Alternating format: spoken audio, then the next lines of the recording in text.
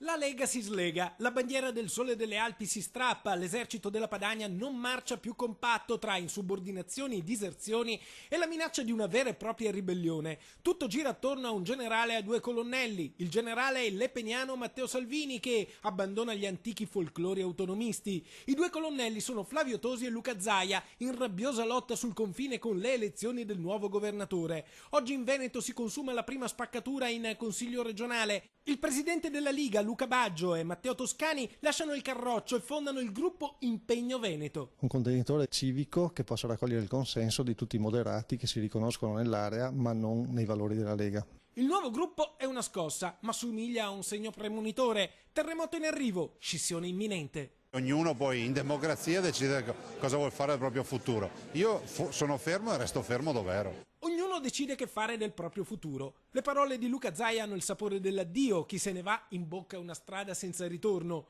Domani il Consiglio nazionale sarà decisivo perché rivelerà se, in Veneto, l'esercito della Liga preferisce restare al sicuro nel fortino di un Carroccio in ascesa oppure se seguirà in un'impresa pericolosa e piena di insidie il colonnello Flavio Tosi che, spodestato dalla segreteria nazionale, si è messo la divisa del patriota e combatte per l'autodeterminazione nelle decisioni, nelle liste e nelle candidature, in nome di una libertà veneta che però si traduce in una libertà sua, in contrasto con Luca Zaia, il candidato che rivendica dominio e governo nel Carroccio prima ancora che in Veneto e che a sua volta conta su un esercito di fedelissimi.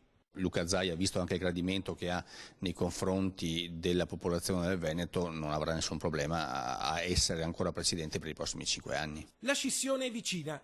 I reparti tosiani si stanno schierando, ci sono i segretari provinciali del Carroccio che già nell'ultimo Consiglio nazionale hanno supportato il leader della Liga e domani sapremo se confermeranno la loro fedeltà. Sui social network c'è l'hashtag Io sto con Tosi e poi ci sono gli iscritti al movimento Ricostruiamo il Paese, simboleggiato da un faro. Di fari Tosi ne ha già accesi 53 in tutta Italia, se ne accende un altro è un leghista finito. Lunedì scade l'ultimatum di Matteo Salvini, chi ha una doppia tessera è fuori dal partito.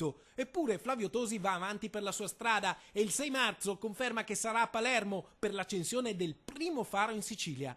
Palermo è sul mare e i fari servono. Luca Zaia sorride, ha eliminato un nemico nella Lega, ma rischia di ritrovarselo contro nella corsa per la poltrona di governatore. Insomma, il colonnello di Verona va avanti per la sua strada, alla faccia degli out-out, la sua marcia a tappe forzate non si arresta, potrebbe essere la sua fine, sì, o il suo inizio.